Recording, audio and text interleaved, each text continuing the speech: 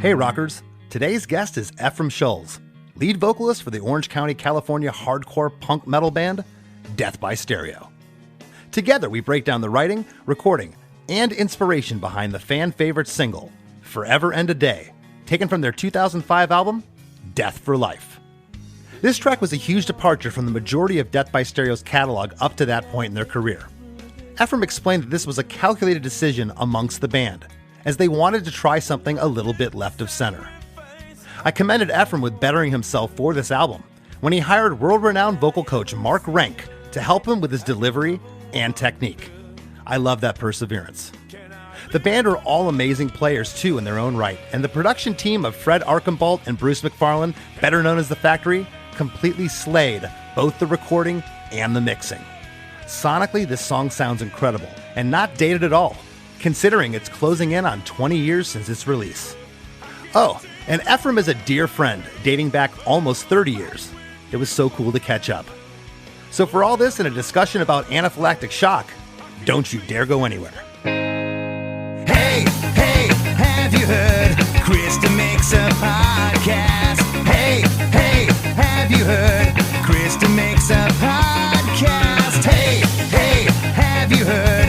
Krista makes a podcast. Hey, have you heard?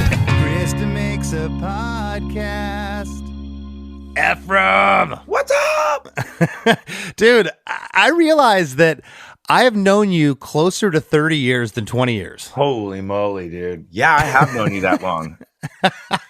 Wow, dude. I know. And for our listeners, it's crazy because 30 years. Yeah, you were just party buddy Efrem that knew these knuckleheads that I knew in this band, One Eye Open.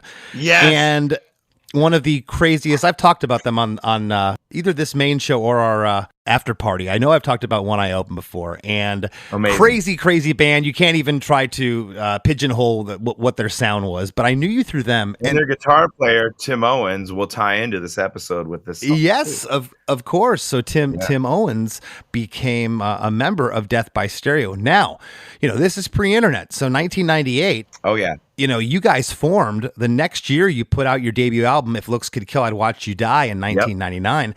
Around that time, I started hearing about this band, Death by Stereo. There's some chatter going. It was probably 2000, so 2 years after you formed this band, I finally connect the dots and realize that Efrem's singing for this band that's getting big. I'm going, what's going on? I mean, we used to sing like Striper songs and Dokken songs together, but I didn't know you had an ambition to be a front man.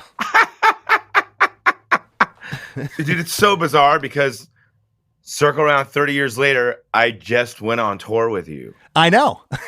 You know what I mean? Which I gotta say something about Efrem.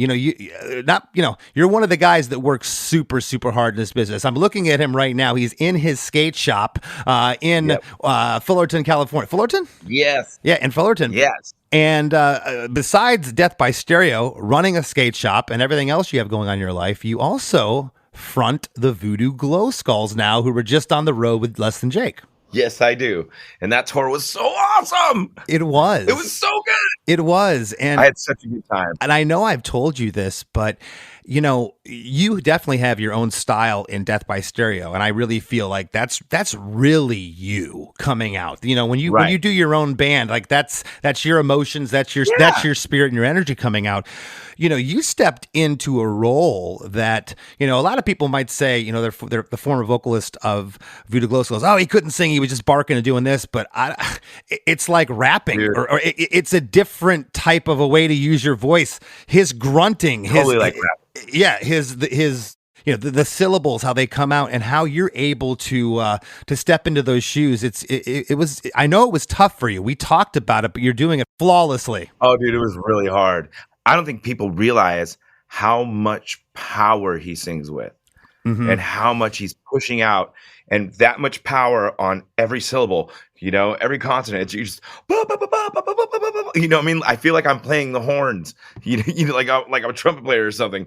It's so much power you have to push. And dude, Frank is so good. Like anybody that ever asks what I think, I go, he's so good. People don't realize. Right. It's a tough one, man. It's a tough one, but it's made me a stronger singer. I feel like my lungs are just like boom, so powerful now after being in voodoo. You come off stage and you're drenched every night. You absolutely give it your all, and as you know, I've told you this. You bring such a great energy to the band. If you guys haven't seen them, go check out the Voodoo Glow Skulls. But getting back to Death by here, this song Forever and a Day is from your fourth studio album entitled Death for Life, released June 7th of 2005 on Epitaph.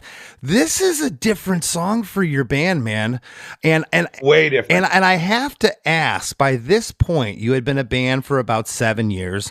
You had been on Epitaph for about 4 or 5 years at this point. Your second album came out Day of the Death on Epitaph in January 2001. So almost 5 years at this point. Was this a conscious decision to try to write songs that were a little more digestible to the mainstream? Because that's what this sounds like, but it doesn't sound like a sellout move. You know, the whole way this song and this whole record happened is so weird. Coming out of the last record, we never really talked about it much, but on the last tour we did on the record previous to it, this kid died at one of our shows. He fell out of a window. Oh. And dude, like, I'll never forget coming home from that tour and like just telling everybody, I don't want to do this anymore, you know? And we were all super depressed. And like, I was like, we're done, you know? And then everybody kind of at the same time maybe had some personal little struggles at home, different things. And it was just a weird time. And then we found our way back to each other and we were like, no, we don't want to do this. That'd be, you know, like, I feel like we'd be dishonoring the guy by quitting, you know? And we started playing again. And then Dan, who, you know, of course, the best ever. Yeah. Well, real quick, Dan Palmer, who also plays guitar for Zebrahead. He played on this track and was in the band at the time. Go ahead. Exactly. And he ends up writing so much fucking heavy and dark shit. The heaviest shit we'd ever written, you know what I mean? He took us just straight into metal. Right. You know, and I feel like we were becoming a metal band. And within that space, like, it kind of made sense that Dan, within that, wrote this really delicate but dark tune. Yeah. You know, he had this idea. And while we were writing it, this song had become different things through its journey into becoming what it became. Because also at that point, all right, well, we want to work with a metal producer. We went and got a metal manager that could help us do that. And we wrote the song and started working on it with Matt Hyde, who did God Hates Us All for Slayer. Yes. So we were doing it with Matt Hyde, and we started working on the record with Matt Hyde. But at the same time, our bass player, Paul Miner, who was writing with us, his producer career was exploding. He was becoming a very in-demand record producer, and just life was changing for all of us. And in the middle of writing and all that, like, Paul left the band. So we were like, we were spun out. So then we were searching for a bass player in the middle of writing this song. And then we find Tyler from the band Pulley, who is a total shredder. Yep. And we all worked on the song with Matt Hyde together. Then there was and me and Matt are really cool now and everything, but like, there was a disagreement between our managers and Matt Hyde, and then the whole project got halted. The song got recorded at Paramount Studios with Matt Hyde with no vocals. Nobody knows where it is. And then we had to go get another producer and start over again. The whole record. It's crazy. Let me jump in real quick. So the album was produced by The Factory, which is a production duo of Fred Archambault and Bruce McFarlane. But exactly. First of all, the production on this is killer. It sounds like it could be released today, but when I went to research these guys, it's like they went to be stockbrokers or something. You can't find anything about them. What are they doing? What are they doing? So Fred, dude, I researched it high and low. I can't find a damn thing about these guys. It's so good. We met Fred through our management, who was working with a guy called Mudrock. Of course. Who was doing... Yeah. Okay, you know Mudrock. And he was working with Avenged Sevenfold. Yeah. We were friends with Avenged Sevenfold. We still are. And there was a whole thing, you know, they led us to that. And they kind of helped us find our way through that situation with their attorney Larry Jacobson, he helped us a lot, and that he was kind of messing with us at that time too. It all just kind of fell together through multiple people. And Fred was working with Avenged Sevenfold, and so then we switched over to Fred, and Fred introduced us to Bruce. We have this new production partnership, and Fred had been working with Paige Hamilton, Gavin Rosdale, some really cool projects that we loved the way it sounded. The Paige Hamilton helmet stuff he was doing just had that heaviness that, like, oh my God, dude, like, yeah. I remember being like, dude, Paige Hamilton? Holy shit, And so they took over. So the song got rearranged a few times. And and I left out the funny part. The initial demos that we made on our own before we even got to Matt Hyde or any producer were the last band. We did all our demos on a 4-track. No one was doing 4-track demos in 2005. No, it was CD. Remember, it was CDs. You bounce down to a CD, and then I got a cassette for you. Go buy a car with a cassette player so you can listen to it. I know. We were so just stone aged, just dudes. We had a 4-track still. Like, oh, let's just do this. You can buy the tapes at the 99-cent store. And whatever works, right? Yeah, and that's what the demos we were showing these big producers. It's just funny, but so finally, we got to doing the song, and when it came time for me to what I wanted to write about, I have this lifelong friend named Steven Cordero, and I wanted to write a song for him because he means so much to me, and he went through so much through our life. But I wanted to write it in a way to where, like, only me and him knew, and the whole world would think it was about a chick. Oh, okay. You know what I mean? I did. But it's so funny though, because I thought where you were going with this just now was going to be about the fan that had lost his life at the show. Which there is another song about him. Oh, wow. Okay. Yeah, and it was such a dark, beautiful song. And my friend Steve Cordero, who is just a beautiful human being, man, the funniest dude I know. When I was a kid, both of our families had our different hardships or whatever you'd say. And when I was really young, his family was so supportive of ours and really, like, always welcomed me in. I hung out at their house every day. I would skate to their house after school every day and hang out. And he and his family really introduced me to music. His grandfather had all these instruments at their house. So, like, he's like completely really directly responsible for me getting into music. And Steve was the first drummer of the band that became Save Ferris. Okay. Oh, wow. Yeah. Connect the dots all day long here. Yeah, exactly. So we just used to always jam together and stuff, and we're old friends. And one day, Steve went through a lot. I mean, a lot. And then he came down with, I'm going to say it wrong, monongonococcal meningitis and was dying and survived. And I just kind of wrote about all of that and our experiences growing up and everything he went through. And I wanted him to know that I'd be there with him forever. That's what that's about. Okay, well, we're going to get into the song in a second. I got a couple things real quick. Matt Hyde was on the list to produce a record for Less Than Jake around this same time period, which is crazy. He's the best. He's so good. Yeah, That's so weird. Yeah, he was on the list of a couple guys. We ended up not working with him. There's also, this is crazy, there's also a piano version of Forever and a Day, which is on the follow-up album, Death Is My Only Friend from 2009. It was produced by Jason Freese, who's Josh Freese's brother. Jason also does time in Green Day. He's their guy for their live shows. So totally. That's insane, which tells me that he heard a beautiful song within this already really cool, beautiful song that could be translated piano. I can't take away this fever. I can't take away the pain, but I will fight with you forever, forever and a day. Lastly, I gotta ask, what did Brett from Epitaph think of this song? Because I'm going to tell you right now, I used to say this song should have been a hit. I don't say that anymore. I say when I think a song could have been a hit, Right. And if a band like, I'm calling it your contemporaries at this point, not Death by Stereos necessarily, but this song could have fit perfectly on modern rock radio at the time it was released. If Disturbed or somebody like that, the bands, the modern rock metal bands would have recorded this song, in my opinion, it would have been a hit. What did Brett think of it? Because the song's awesome. Brett was all about it. He actually him and Jeff Abarta at Epitaph came up with a radio edit for it. And the problem was that everyone around us was telling us, oh, there's too much screaming. There's too much screaming. So they did a radio edit. And to be fair, it did, oddly enough, dude, this song and this record did so well in South and Central America. Oh, it was insane.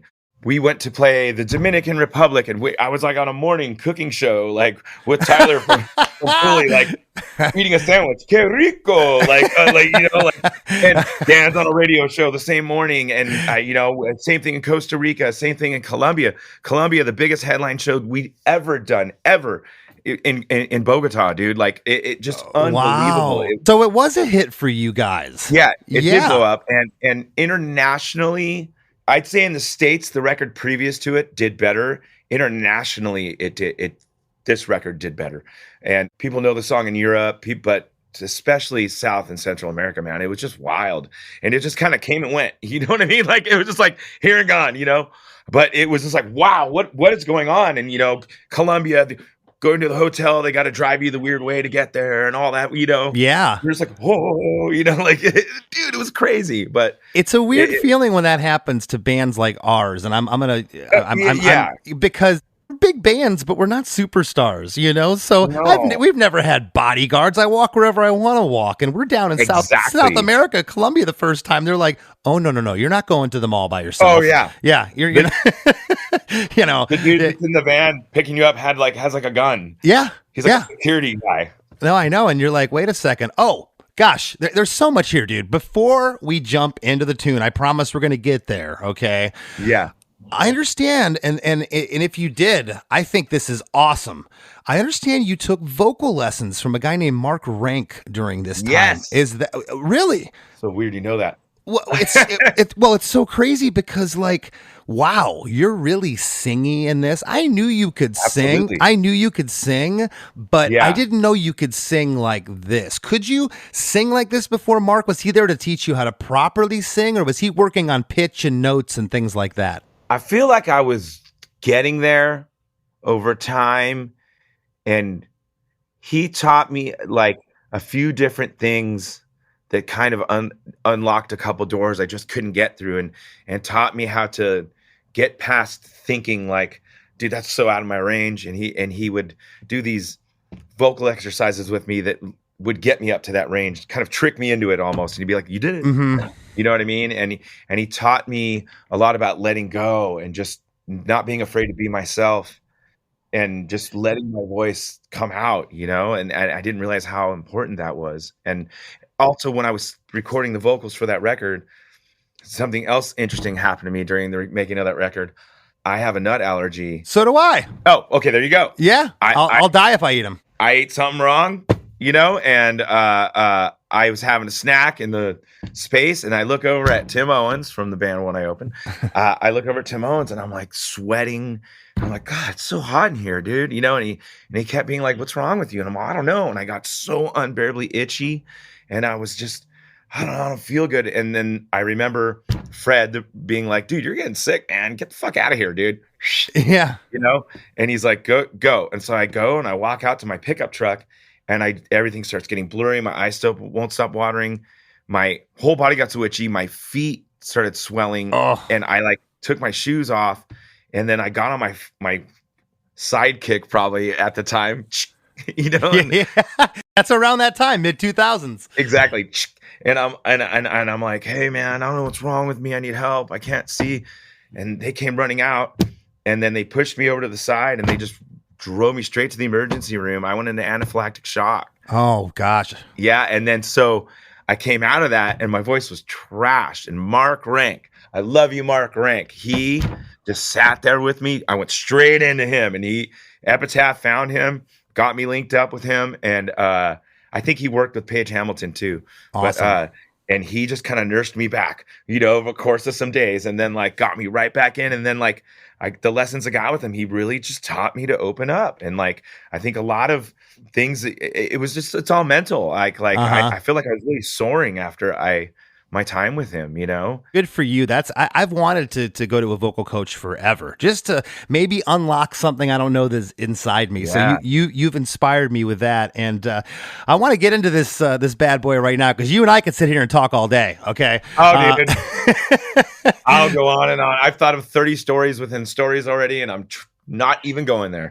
I know. I'm not even. Sometimes I keep a notepad here to write. Yeah, I'm not writing down other stories with Efrem. Okay. The song is 5 minutes and 5 seconds. The intro is 8 bars of clean arpeggiated guitar. Bars 9 through 16. The second half, the guitar continues as drums come in along with these guitar swells. They sound like volume swells. Is that what those are? Yeah. And also there are strings in there. There's a string arrangement. Probably a cello sound happening at that moment. Yeah, and for those that don't know, a volume swell, you'll hit a note in a guitar and the volume be down, and you like put the volume up, and sometimes you'll go very fast. Steve Vai's a master at volume swells. Oh, dude, he's incredible. But the volume swells are going on left and right. We got that synth that Efrem just mentioned. The first 3 root notes of the guitar part, the third swell hangs over the fourth note, which is really cool for tension there. I love that. And then we go right into verse 1.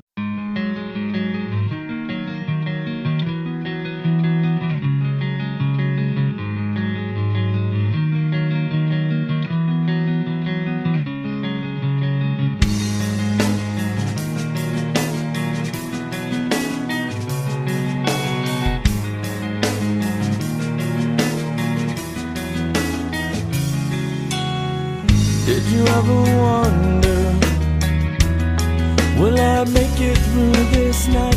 Did you ever wonder, will I live for sacrifice? Have you ever wondered, will I ever see the light? Have you ever wondered, can I live another life?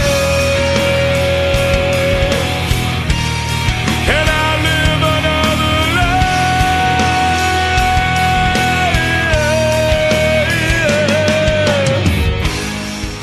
I'm going to read through what I'm calling the pre-chorus, because I think the last 2 lines are actually a setup for the chorus, but I'm going to read everything, so there's for context, we kind of have to.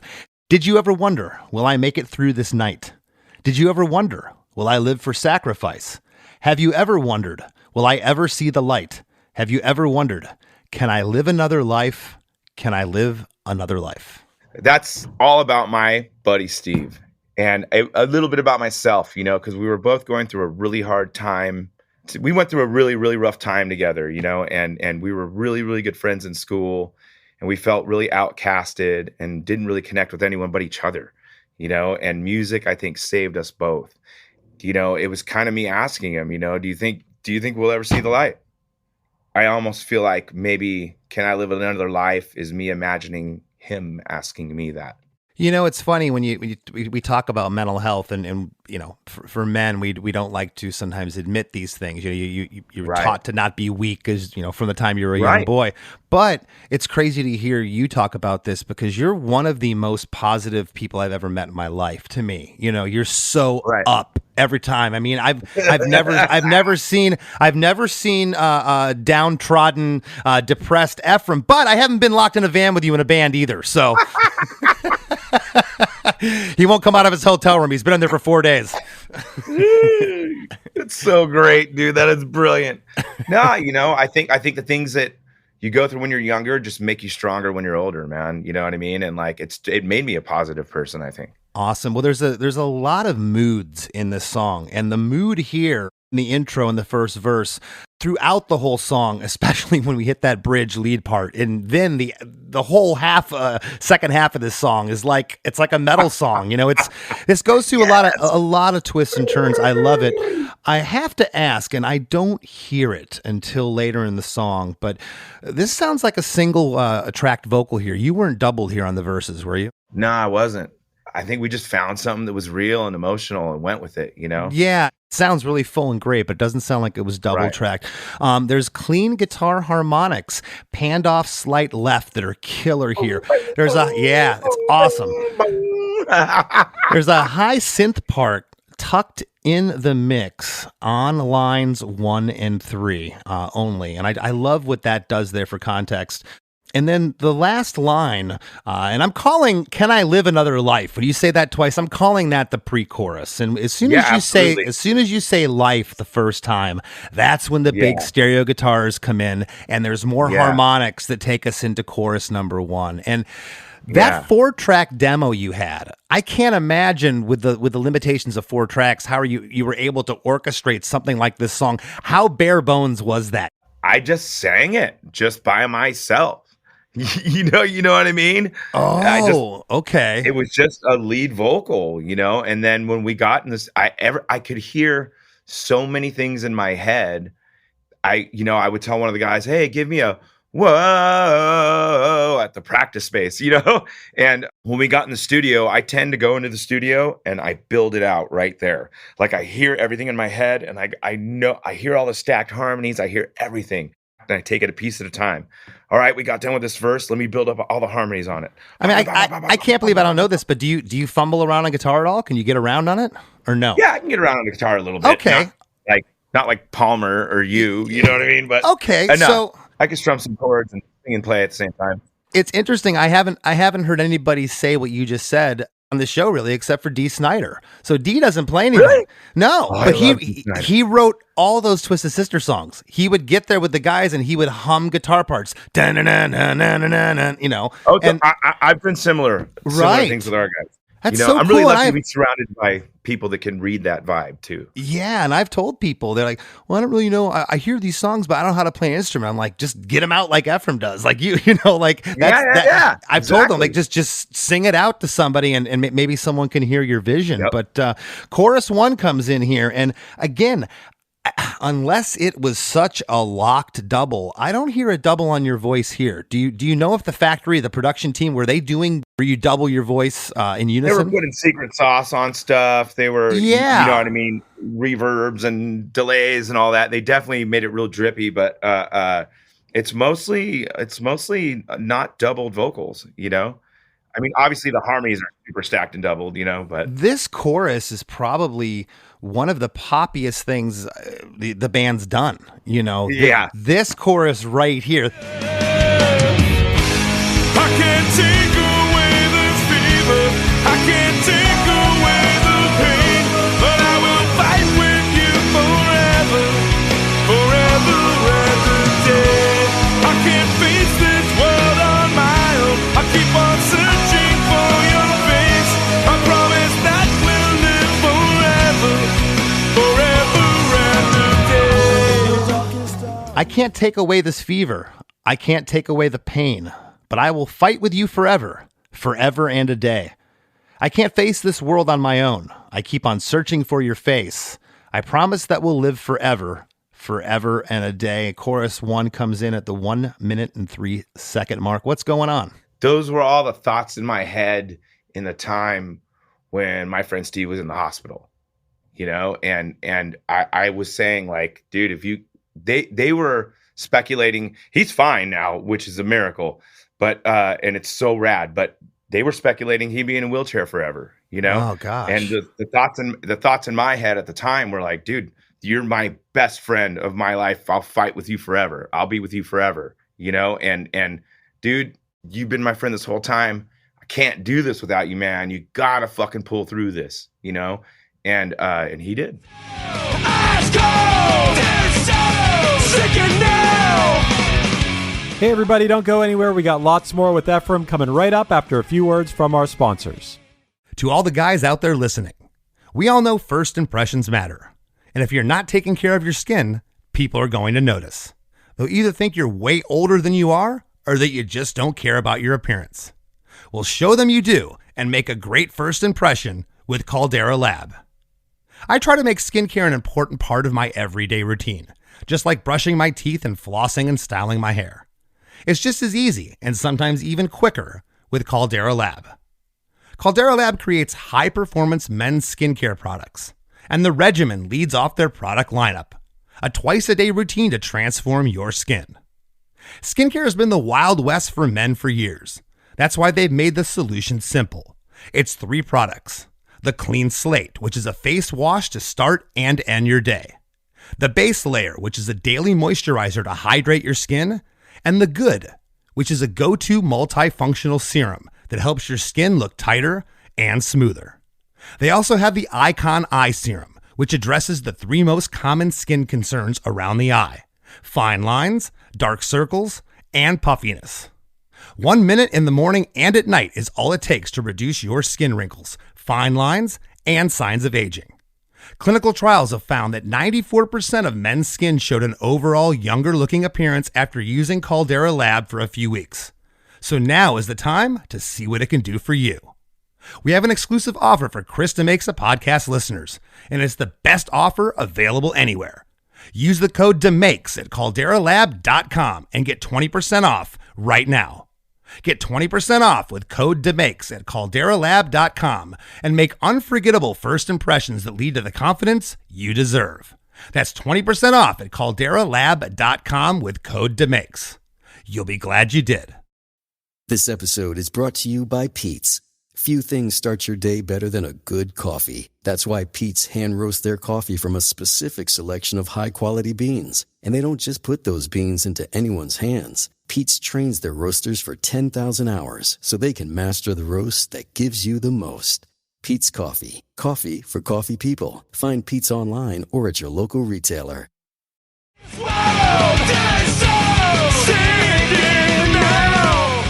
And now, back to the show.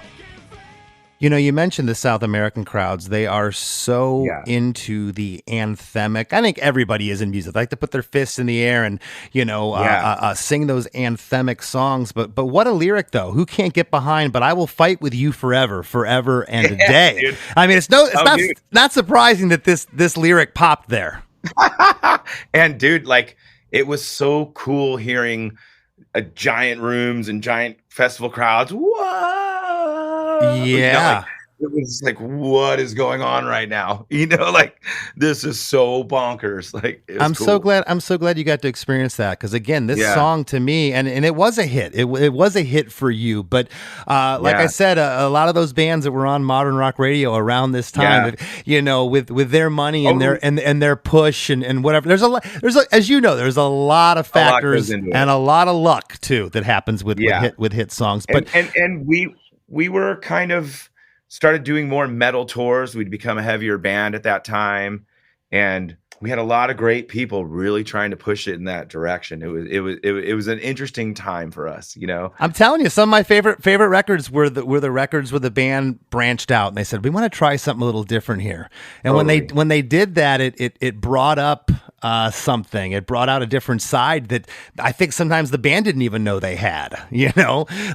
How I'm sure this song, when some of your fans heard it, were like, whoa, what is going on? Because it was such a departure. But a lot going on in chorus one. Stereo guitars, bass, drums get really big and loud on the crash cymbal of the drums. There's tambourine that comes in here. There's that synth, that haunting synth running underneath, combined with all those whoa backing vocals at the end of each line. That's really cool. Those textures that we hear. You talked about that orchestration earlier. Were you hearing that in your head, or was this kind of created in the studio with the production team and yourself? I think that I had thought that strings would be a good idea, and they reached out to an arranger, and then he just sent it to us. He did some strings on a couple songs for us and just sent us that. And like right out of the gate, we were like, oh, this is killer. we didn't have to change a thing. Okay. It was incredible. So, but it was all synths. But he did strings on two other songs, I think. But did Fred and Bruce, the factory, the production team, did they mix the record, or did you go out to someone else to have them mix it? They mixed it. They did. Okay. Yeah. This is the whole thing. Like I said, it's awesome. And real quick, we kind of got sidetracked. Did they ever do anything after this? Was this kind of it? Fred kept working and has worked on tons of records. Okay. But I lost touch with Bruce, man. I don't know what happened to Bruce. I just don't know. Well, we're going to find him. Crazy. Oh yeah. We were at we did the drums at Sound City. Yeah, I noticed that. Yep. And then Ton Recording and The Scene was also credited as studios. Yeah, there was a studio in Echo Park called Ton Recording, and they rented it out and brought all this gear in. It was just this little local studio. They brought all this gear in, and then Bruce's house was like walking distance from there. Oh. So the guys were just cutting stuff and sending it right to Bruce, and I was at Bruce's just jumping into vocals, dude. We were working like in tandem, like trying to just get it done. Like it was crazy. That's awesome. We worked at quite a furious pace. Well, verse 2 comes right off of chorus 1. Arpeggiated guitar part is now played palm muted.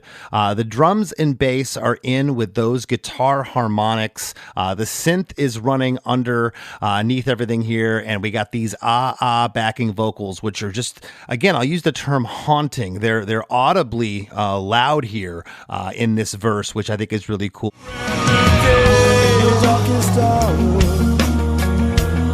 You bleed without a knife. You're searching, losing power. Your whole life has been a fight. You keep on giving selflessly. The world keeps on taking selfishly. You keep it bottled up inside. Feel the sting. Let's take another ride. Let's take another ride.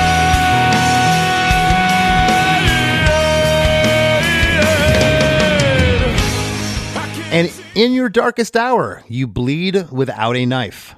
You're searching, losing power. Your whole life has been a fight. You keep on giving selflessly. The world keeps on taking selfishly.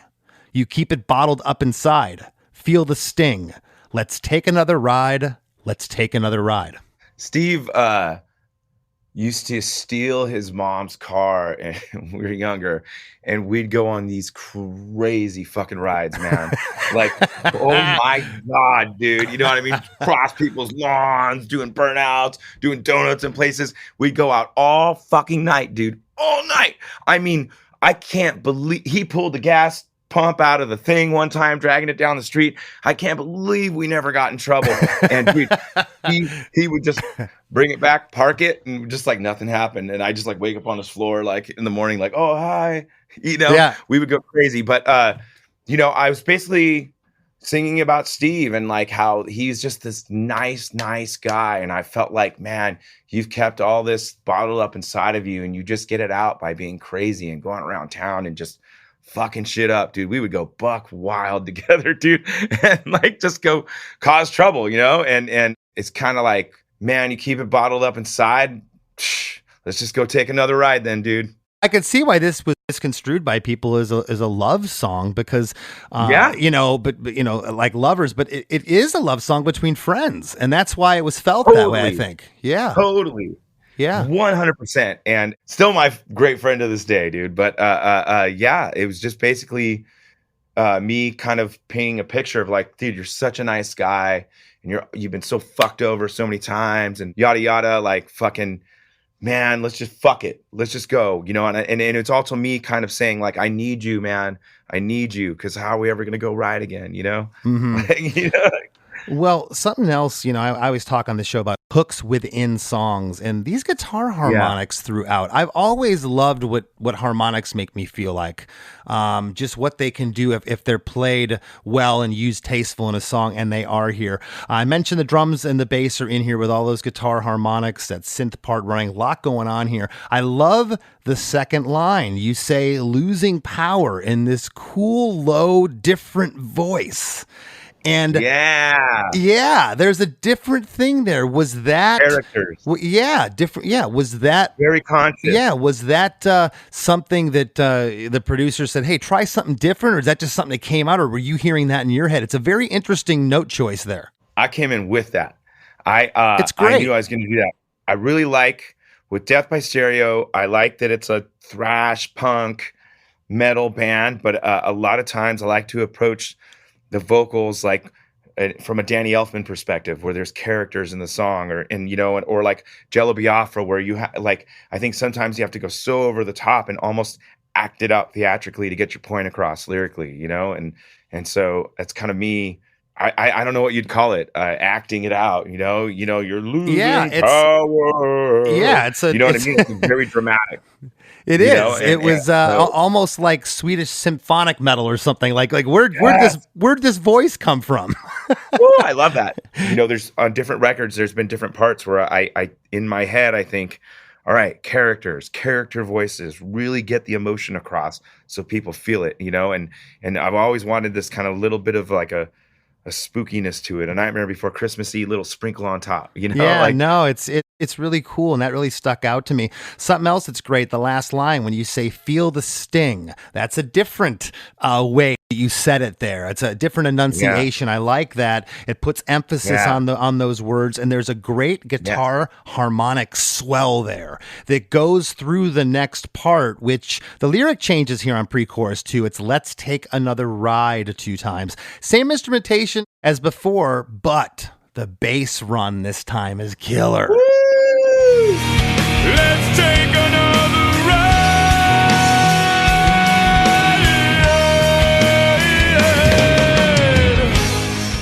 Finger player, Tyler. Yeah, it is so Big good tone, big sound. I've always loved that with parts that are so good, and I was guilty of it, especially as a young musician. Be like, dude, put that the first time too, and it's like, no. And the greatest bass players, they know they're good. They have restraint. They're like, no, we'll just put it on the second one. Totally. Yeah. Because that dude, you've seen Pulley over the years. He is unbelievable. Yeah, one of the best bass players in the genre, hands down. In the game, dude. Yeah. Yep. For sure. Well, right off the heels of verse 2, we get into chorus 2. Basically the same instrumentation as chorus 1. I was listening for things here, Efrem, like, are the synths louder? Are the whoa-ohs louder or anything? Right. I really couldn't discern if they were. It sounded a lot like chorus 1. But interestingly enough, this is the last chorus in the song. Yes. And that didn't hit me until this morning, and I've been listening to this song a bunch the past couple days. Okay, so and cool. finally this morning I get to it. I go, it finally hit me like a ton of bricks. Like, wait a second, this is where the chorus, and this is only halfway through the song, which is crazy. About halfway. I can't take away this fever. I can't take away the pain, but I will fight with you forever, forever and a day. I can't face this world on my own. I keep on searching for your face. I promise that we'll live forever, forever and a day. We get into a bridge. It's instrumental for 2 bars. There is a new octave guitar part along with bass and tom fills into 4 more bars of heavy drop tune guitars that come in.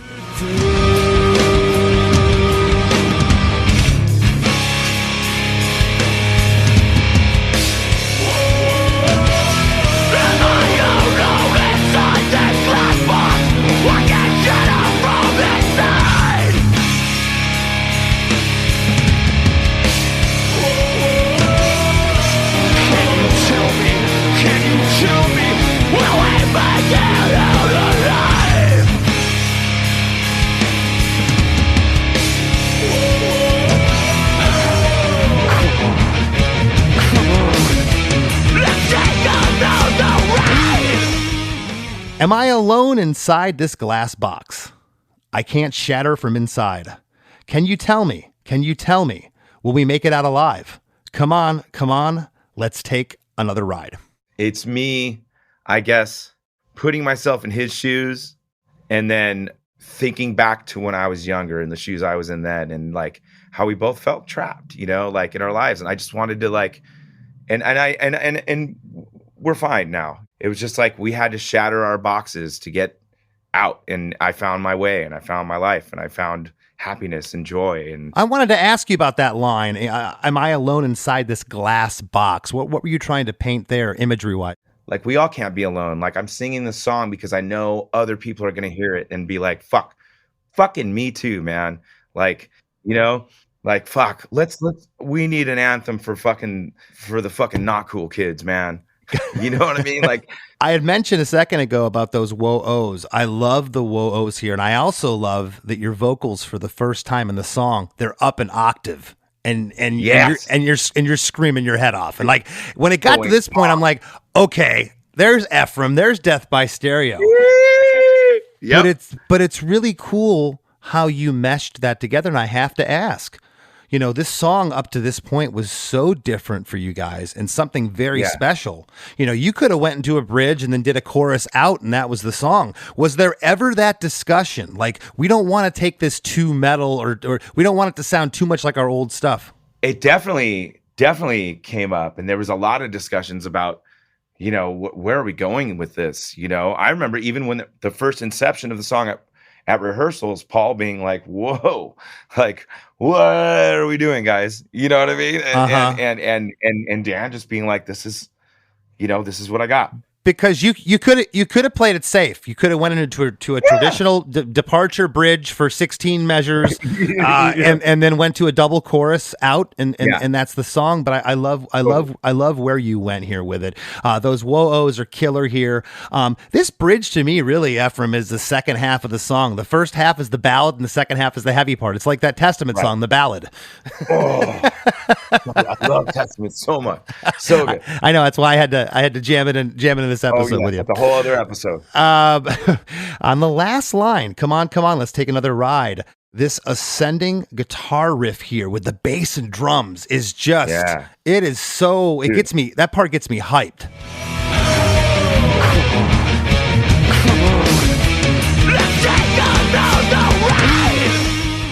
What those guys did together and the bass following the guitar through that crazy whole, like, it was pretty mind-blowing. I feel like it was really a moment of realizing, like, holy shit, like, I'm like, damn, Dan got so good. You know what I mean? Like, I just watched Dan's playing just really jump up a notch on that record. Like, he was so good always, but it was just like he spread his wings. No, the dude is just he's next level. I listened to him warming up every night. We were just on the road this past summer with Zebrahead for some shows in Europe, and he's got this little practice amp, and he sits over there and just, and I don't think I've ever told this in so many words. You don't want to like tell your friend that they're blowing your mind, and like, But the dude's just, he's next level. He's so good. Hi, Dan, if you're somehow listening.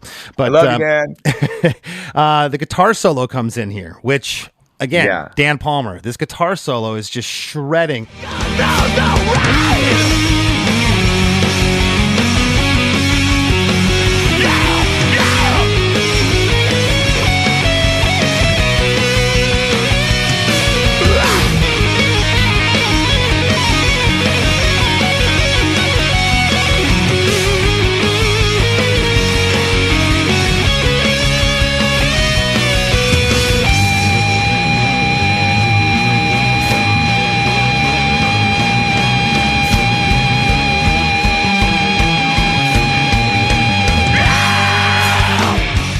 So Dan is known as the soloist of Death by Stereo, but on this particular song, if I'm not incorrect, Dan played every guitar on the song, but this is the one song where Tim Owens played the solo. Tim played this solo. Yeah, that's Tim's solo, dude. It's crazy. It sounds like Dan. That's crazy it totally to me. Does. Yeah, dude. Tim was a very underrated guitar player, dude. Like, I know Tim was great. No, but I'm saying I know he's great, but you know how somebody, it's like Eddie Van Halen. It's him playing guitar. I don't care who picks up the guitar in his same amp configuration. It's not going to sound like Eddie. And Dan definitely has his own style. I thought that was Dan. I think everybody does. It's wild, and Tim killed it on that solo. And for everybody that's a fan of the band, we're talking about Tito. He became Tito during his time in Death by Stereo. Tito became his nickname. So everybody knew him as Tito forever. Was that from Tito's Vodka? I think it was from Tito Jackson. Tito Jackson. So yeah, the guitar solo is 24 bars. On bar 4, we get a no from you. And then on bar 8, we get a rah. Yeah.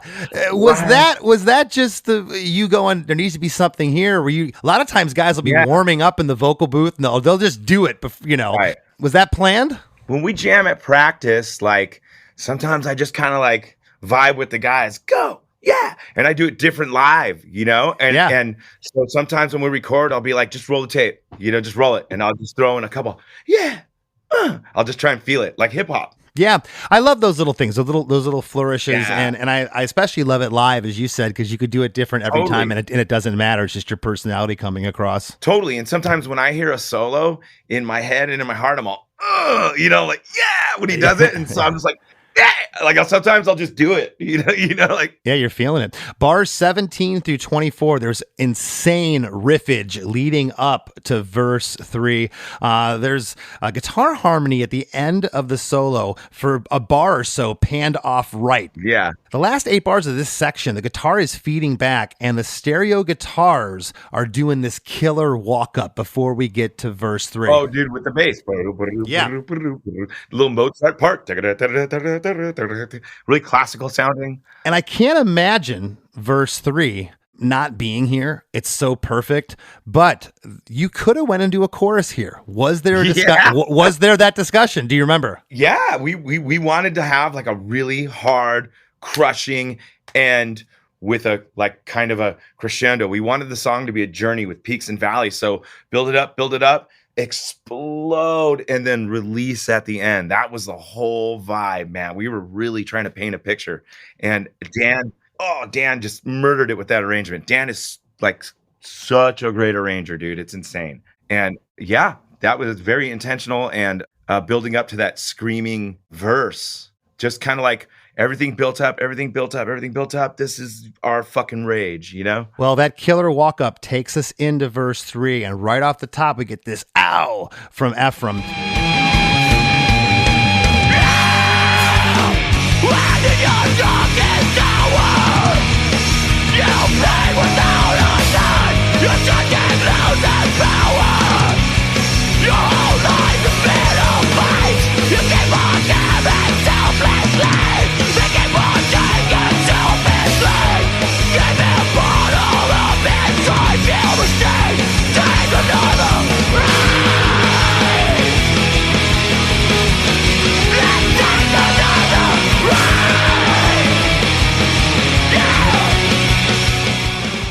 And in your darkest hour, you bleed without a knife.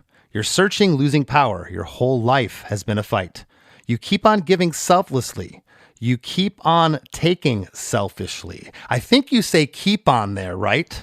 No, I say you keep on giving selflessly. They keep on taking selflessly. Because in verse 2, these are almost the same lyrics, but in verse 2, you say the world keeps on taking selfishly. Yeah. Yes, I do say that. So there is a change up here. And then the last line, it's the same lyrics as verse 2, but there's no let's on let's take another ride. Right. You just say take another ride.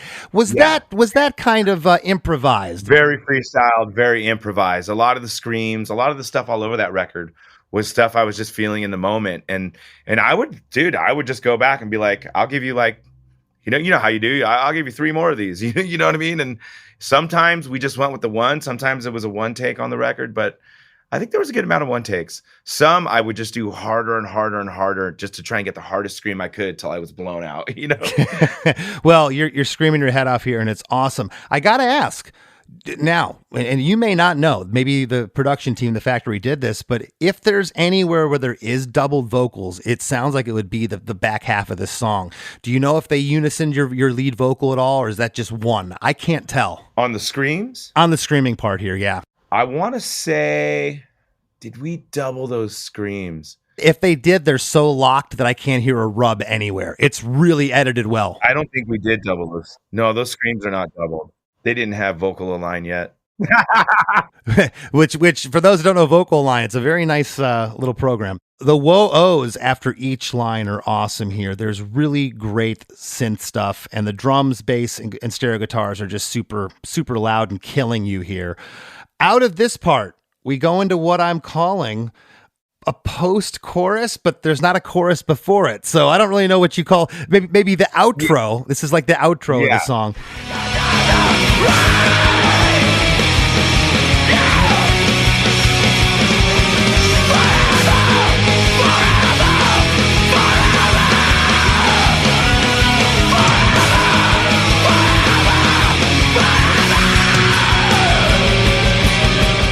and you say, let's take another ride. Yeah. Forever, forever, forever, forever, forever, forever. We get that said 6 times. Everything is in here, including an awesome new octave guitar part and these whoa-oh backing vocals. They're tucked in low here, but they're mixed with such a great delay. I'm glad you like the feel, you know? Yeah, Yeah, no. that was definitely trying to get like a feel and just like it built up to this big thing, but then we want you to feel vulnerable again at the end and just a little shook, you know? And I can't put my finger on what I'm calling. And I've only had maybe 4 or 5 songs out of a couple hundred episodes I've done here or whatever on the show. I've never, this is only like the 5th time where I've said this is a coda. And I'm calling this a coda, this last part of the song, okay? Because it's just, this part's great. And all you say is day, forever and a day, and you end with the word day. It's just a vocal, and it sounds like a nylon string acoustic guitar to end the song here. Kind of reverts back to the ballad feel from the beginning,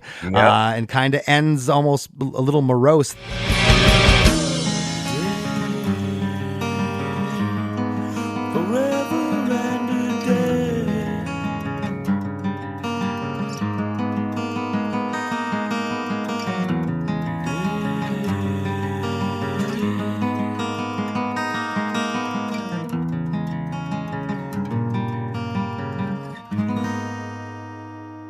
This part reminds me, and I can't think of the band.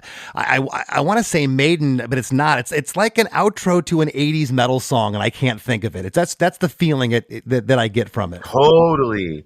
Kind of like the end of 18 in Life. Yeah. Okay. Yeah. You know, So that swoopy guitar outro, you know? But it's the only thing I can think of. But it's interesting. So even though this was a departure for us and the album was a departure for us, in my head, I'm still thinking about hardcore punk shows and the crowds. What can I write that I can get something from the crowd? Because in my head, day, forever, and it happened. yes. At the end of every night, I would just say day, and then I put it out, and the whole crowd would forever and a day. It happened every time. It was really cool. For the visual, everybody listening right now, Efrem's holding up the mic. So he's saying forever, and then he's holding the mic out for the crowd to say it. And hearing that back is awesome. But what were your thoughts now? You had been in a band for a number of years at this point. Okay, you're on Epitaph Records. You guys are out there doing it. You're making a living as musicians. Okay, you're living the dream. Incredible. Incredible. What was it like hearing the mix back of this song when you first heard it? Because this is now almost 20 years later, and this song sounds as fresh today as it did then. I was pretty mind blown. I'm not gonna lie, and also I was so happy because I felt like, man, I always knew I could sing melodically, but no one ever wanted me to. Yeah, you know, and I wanted to prove to everybody, like, look what I can do, man. And I remember feeling so proud because, you know, Mark Rank was like proud of it too, like proud of me, you know. And I remember sitting in the blue room at Epitaph, which was like the meeting room, and you have your meetings about marketing and creative stuff, and them like listening and hearing a couple of the people in the office being like, whoa, man, like you're like totally different, you know. And it just made me feel really proud, man. And it's a cool that record's a cool accomplishment for me, you know? Yeah, I'm glad you said that because it is an accomplishment. And the fact that you were able to, you know, as we get older as musicians, we get stuck in our ways and ego and all kinds of things take over. And it's like, you know, you went out and got a little self-help with the vocal coach. That's very commended. And listen, my friend, again, I could sit here and talk to you for another 2 hours about nothing. I love you. This is so awesome. I love you, man. And thanks for I love you too, dude. thanks for sitting in. Thank you for letting me be a part of this. I'm totally a fan. So this is awesome. Your podcast rules. So thank you. Thank you. Before we break, what's going on with Death by Stereo? What's happening? Death by Stereo, we're writing riffs, we're doing new stuff. Everyone's been so busy with their lives. We haven't been able to do much, but we started playing shows again. We're planning stuff for next year. Voodoo Glow Skulls is going to be in Japan in November with the band Hey Smith. And we'll be on the West Coast with the Slackers in December, and all over the country with Mustard Plug in January. Manic Hispanic is playing a big comedy event October 11th. Check out our socials. How could I forget that? That's yet another band you're in. I left that out earlier. Yes. Hey, man, if you have another band, I do have another band for you and I. Let's go. Yeah, it's called Death by Almonds. Yes. Yes. That's amazing. Or walnuts, whatever. That's we'll have a great writer, allergen free. It'll be beautiful. That's right. Our first record's called Anaphylactic Shock. Out soon. Anaphylactic shock. All right, buddy. Thanks so much. Love you, dude.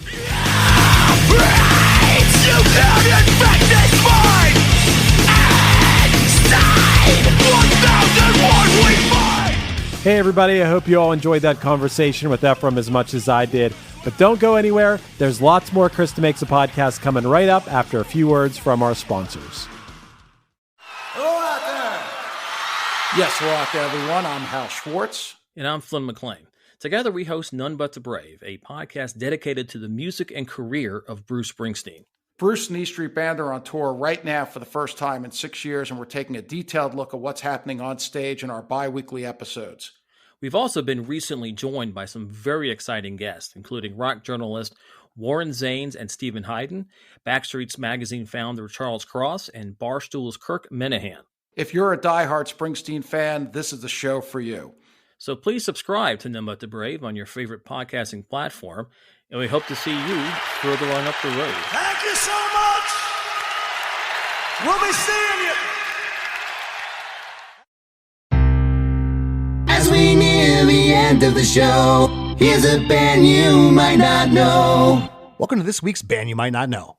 If you'd like your band to be considered for Chris DeMakes a Podcast, all you have to do is email your best song via MP3 only and a short bio to bandyoumightnotknow@gmail.com.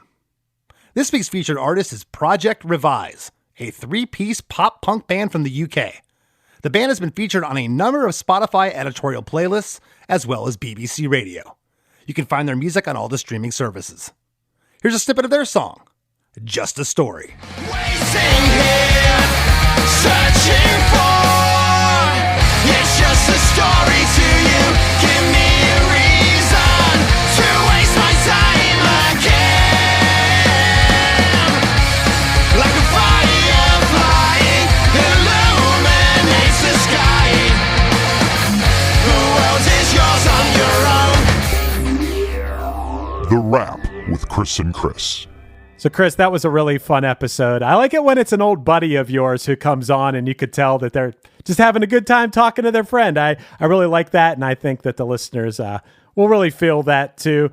I also think it's really cool that Efrem wanted to come on and discuss a song that's so personal to him and that's so different from the rest of the band's catalog. For anyone who's not familiar with Death by Stereo, they're a super thrashy band, and this is so much different from anything in their catalog. Yeah, they took a step in a different direction for this record. I commend it. A lot of my favorite records were from bands that, you know, they had someone pull a different side out of them that they hadn't shown the world before, and this is definitely a different side for Death by Stereo. Yeah, definitely. I really liked hearing about the way he writes songs. And yeah, you said it's how Dee Snider does it. He hears the songs in his head, and he's surrounded by people that he can describe to them what he's hearing in his head, and they're talented enough to take that and translate it and bring it to life. I think that's a really cool way to write a song. I've never tried to write a song that way. Just describe it to the people around me. I always have a bass in my hand or a guitar in my hand or something, and I'm doing it that way, but that's a cool way to go about it. It is, and it's foreign to me only in the sense that there's been times when I hear something in my head and I go pick up the guitar and I can't replicate the idea. That happens sometimes where I can't figure out what I was hearing. And then the idea just goes away if I didn't have a voice recorder or something. I'm like, the riff that never was. But, before we go any further, Chris, I have to say, and I had this in my notes, I didn't mention it. For everybody out there, little fun tidbit here.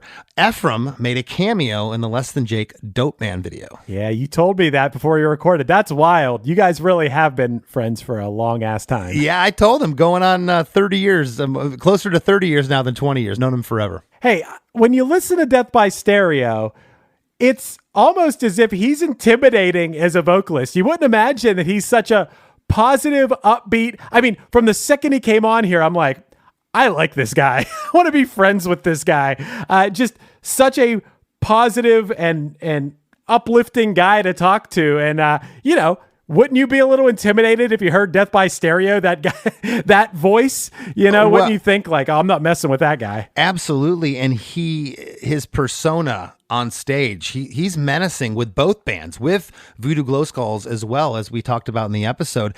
There couldn't be two different bands stylistically, vocal-wise, than Voodoo and Death by Stereo, and he does them both flawlessly. He stepped into shoes in Voodoo that's not an easy vocal, a band to try to emulate those vocals. And yeah, his whole personality too. He's just the nicest guy in the world, and you're like, he fronts this like crazy metal band. Yeah. Yeah. And speaking of vocals too, Chris, it's so cool to be able to just be like, hey, I want to step up what I do. I don't care what it is. I mean, go to a vocal coach. Yes, of course. Whatever instrument you play, anything you do in life, even if it's not music, to be able to say like, there's always somebody better than me out there who can teach me something about what I do. And to be humble enough to step into that and accept it and try to better yourself, that is so commendable. That is awesome. It is. Efrem's one of those guys that I knew could sing. And I thought maybe that's what he went to the vocal coach for, was like notes and this and that, wanting to brush up on hearing things. I think his ear was always there. I think he wanted more technique, and it sounds like what he got from Mark. Yeah. And also when it comes to vocals, I like that you guys are talking about those little impromptu things you're feeling in the moment in the studio on a record that can make a song so much more special and less sterile. Mm-hmm. Recently, we've been doing these Punchline podcasts where we're going back through all our old albums and talking about them. And on some of our early albums, we'll do things like there's a song where the song's about to kick into like a fast part, and I go, here we go, like on the record. I do that. And I'm laughing because I'm like, I probably wouldn't do that now, because I'd be like, no, you can't do that on the album. But I think it's cool that we did stuff like that. It just adds so much life to it, It does. It's cool, except when your A&R person at the record label hears you do it on a demo and wants you, and you were just joking. And I'll give you I'll give you the abridged version of this story. But I was doing the demo for Automatic, and right when I got up to step up to the vocal mic to sing the first line, I think I know it all. Just before that, I said, sick cow. And that's what Greg Graffin from Bad Religion used to do. These, like, it sounded like he's saying like sick cow, like sick cow. Right. Well, I did that before the vocal started. And our A&R guy, Craig Aronson, was just like, we got in the studio to cut the actual song for the record Losing Streak. And he's like, where's that thing you did? And I'm like, what are you talking about? He's like, that thing. I'm like, what the hell are you talking about? And finally he's like, that thing, I'm like, that was just a joke. He's like, it's gotta be there. I'm like, no, it doesn't. He got demo-itis of your Bad Religion impression. He did. He did. Yeah. Chris, I also like one thing that I took away that Efrem said is things that you go through when you're younger make you stronger when you're older. And I think you and I, and probably most people listening to this, know that, if you go through a hard time, it makes you that much stronger. And I just like that. I like thinking about things like that. I thought that was cool that he said that. It is. And in this lyric in the chorus, I will fight with you forever, forever and a day. And he talked about those South American crowds, and they're just so, I'll use the word again, anthemic down there, fists in the air, the whole crowd singing. They sing the horn parts. They sing the guitar leads. I mean, it is raucous. It's insane. And I can see why that lyric translated. And again, very different song for the band. And I really think that this is part of the reason why they're still out there. I think this album really pushed them and gave them a lot of momentum. Hell yeah, man. And speaking of fists in the air, Chris, I know that our listeners out there have their fists in the air when they see that there's a new episode of The After Party in their feed. What's The After Party? It's our bonus episode that we release every week for members of our supporting cast. Yes, supporting cast is just a different type of thing, like a Patreon, where if you love the podcast and you want to support the podcast and you want to get a bonus episode every week that we put a lot of love into, just like we put a lot of love into this podcast, you can go to chrisdemakes.com, and for the cost of an apple juice at the Cracker Barrel, you can support the podcast that you love and get bonus episodes every week. Right, and that's a cost of a apple juice at a Cracker Barrel in Tennessee. If you're in the Los Angeles, California area, it might be a little bit more expensive, but anyhow, give Chris and I a follow on Instagram. I'm at Less Than Chris D. Chris is at Chris Fafalius. And go give me a subscribe on my YouTube channel. I'm trying to boost this thing up. I post some funny stuff in there once in a while. It's Chris DeMakes Official over at YouTube. I want to thank this week's guest, Efrem Schulz, for sitting with us, and we'll see you next week.